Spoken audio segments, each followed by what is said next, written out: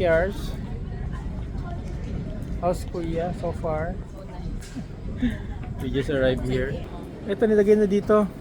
Pero sa'yo na lang missing. Suspicious siguro ba? So dito kami sa claim area, baggage claim, no? Sa concourse 10. So what they did pala dito, binabaan na nila yung mga baggages, no? So we're waiting dito sa paikot-ikot. Dito pala sa kabilang side, no? I saw my small baggage here. We just arrived mga 7:30 in the morning.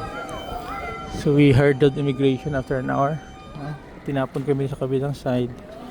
Tapos dito na kami sa waiting sa baggage claim area. So we have one baggage missing, yung naka-pack, naka-cellophane pack. It's a huge baggage.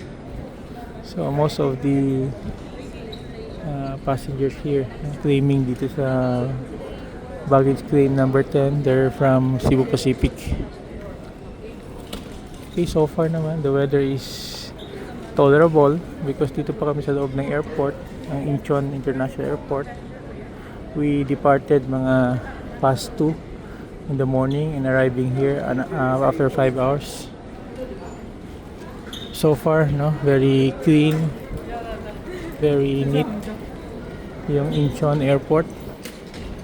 Magandang benchmark din siya sa airport natin. So we're checking kung saan na yung mga baggages, kung nakita ba nila. Ako, baka may naka-claim. Most dito, Pinoy. But what they did, iniwan, binaba dito mga baggages para ikot-ikot. That's the problem now because one of our luggages is missing.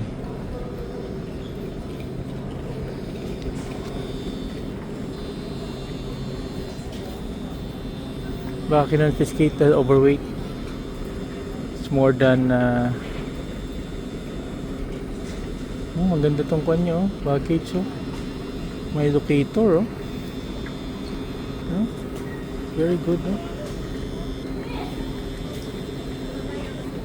Okay, the case of the missing luggage from the Philippines.